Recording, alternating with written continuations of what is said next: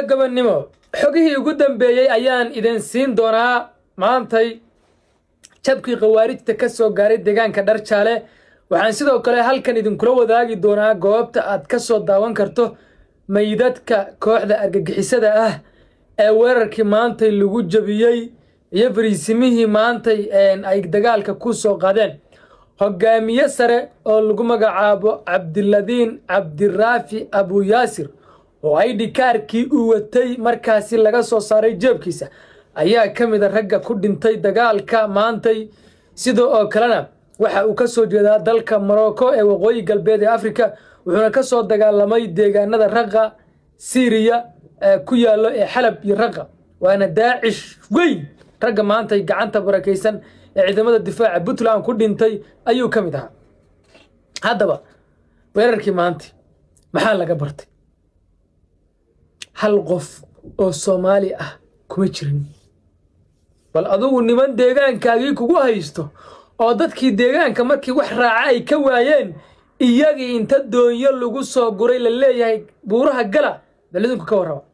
waxay cadayn u tahay in shacabka Puntland aysan marnaba ahayn dad horgal ah oo la adeegsado halka marka la jabiyo shabaabka koonfurta aad arkaysid boqolaal wiil oo Soomaali ah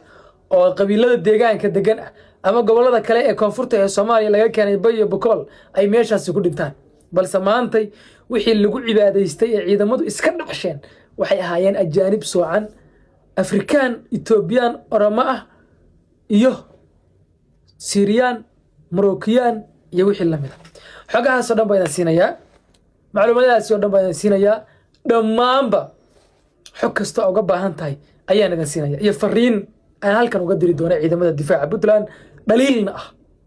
soo dhawaada dhamaantiin muuqaalka dhamaantiin share gareeya dhamaantiin la gareeya YouTube kana ku soo biira aad wada mahadsantiin meel kasta oo joogtaan horta waxa cadaatay in Soomaaliya cidda nabadda iyo nabadgelyada u diidan ay tahay ajaanib ama Arab ha noqoto ama Afrikaan madow ah oo kale ha noqdaan Soomaalidu ay yihiin xoolo lagu shaqaysanayo oo horgal u ah dana shisheeye waxa taas cadayn kugu filan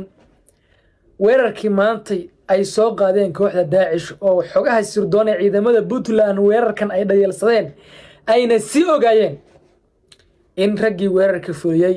ee meydkooda uu meesha daadsanaa ee la laayay ee laga dul tilaabsaday ee qoryaha laga furtay dhammaantoodba ay ajaanib yihiin taasi waxay muujinaysaa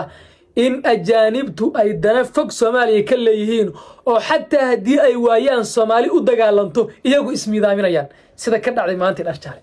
waxay ka mid tahay casharada laga baran karo in Soomaaliya waxa nabadda iyo nabadgelyada u diidan ee xataa dagaalada qabiilada ka dambeeyo ay tahay ajaanib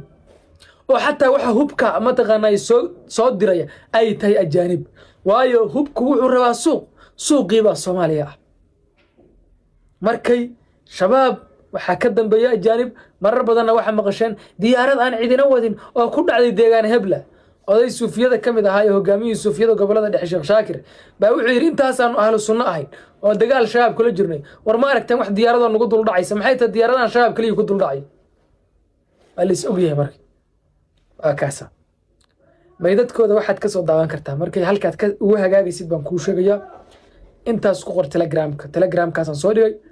aduun wiil cigalle saas u qor aduun wiil cigalle ku qor linkigana commentiga hoosaan idin dhigaya adaad u baahantiin linkiga commentiga hoosaan idin dhigaya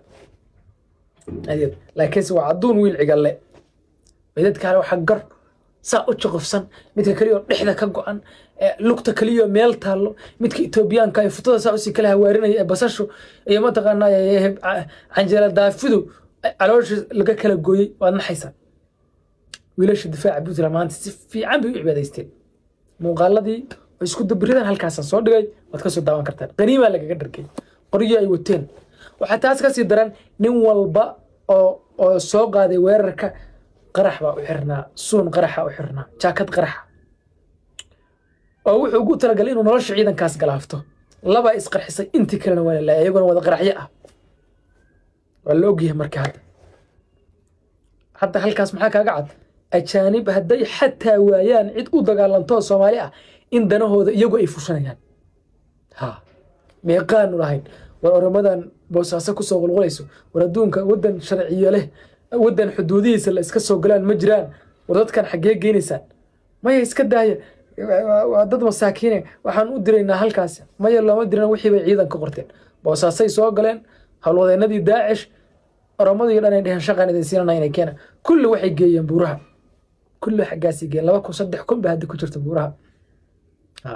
intaas Puntland waxaanu lahayn war dadkan qabta war dadkan waduunka wadan xuduudihiisa la iska soo galay ma jiraan war waxaan ama isdhaafiya ama cishe boosaasa la iska soo iska daba masaakiin waa iska tuugsanayaan daacish da meesha sirdoon bay ku leedahay waa la soo wada qoray aad iyo aad taasi waa dagaalka iyo xogtiisa iyo macluumaadada meesha ka heli karto macluumaad kasto howlgalkaasna halkaasana soo dhigi doonaa muuqaaladiisa waradana xilli hore aan baahiyay laakiin hadda qofkii aan daawan halkaas ka soo daawado maxay tahay marka dhaliisha aan reer Puntland ciidankooda u dirayo niman yahow waxaanu rabnaa inaan dagaalka ku guuleysano aaladan kaamiradu wax walba way qaribtay TikTok wax walba waa qaribtay wiil yar oo TikTok duubaya fariisimaha ciidanka duubaya daywaan cashaynay cashadii buu duubay ciidan telefoon wato weligeed ma dhicin oo dagaal u socdo dhaqankaasna ma ahan dhaqan ciidanka Puntland hadda ay sameynayaan ilaa sol baa la yaabanay dadka TikTokerada dadka telefoon ba ilaahay ku qof kasta beer salaax buu wataa day arkoy buu qof kasta taagan yahay hadeer dacwaalay wixii qarribay oo ciidankaas qarribay ee soo duubay ciidan isaaqoo duulaanku xuduuda ay aan TikTok lay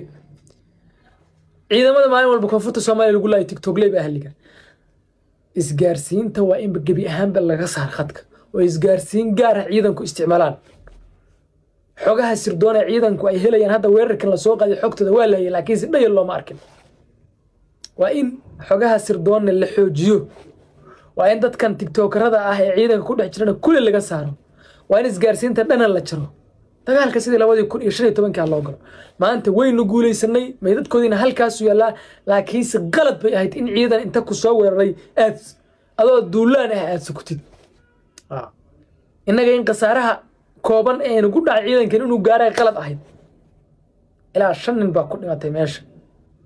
5 nin inaga dhimata ma ahayn laakiin qadarta Allah qornayd laakiin ma ahayn qasaaraha inaan yareyno way waa in ayagu qasaaraha ku bato عاديات وإن لا تشوجي دوبستا صليجيدا فريزمها عيدا ماذا كل وين لا تشوجي عيال كان دوبين كل وين لا صار عيدك قفك واحد دوبس رو بنانك عيدك كوبع ما لها استولين كاس انترنت كل هذا لكن سرقة دجال لما دجال كجرة كاميرا وين لا كده عاديات وحقيقة ده بتأوي بتلان معها مركي يقول رئيسه 10 ودجان أرجع حسدا وحكوا عدين كوجو فلان أرجع حسدا مركي أيوة تدري بتلان أو دوبسدان ay ciidameeyaan marka laga rabo ninka hoggaanka guud ee Cabdulqaadir Muumin iyaga la shaqeyn jiray ma ahane dadka u dagaalamaya kulli waa ajaanib waa Ethiopian iyo Arabta isugu jira Moroccan iyo Yemeniyiin iyo wixii la mid ah markay reer Puntland fadhiga laga kaco shacabka reer Puntland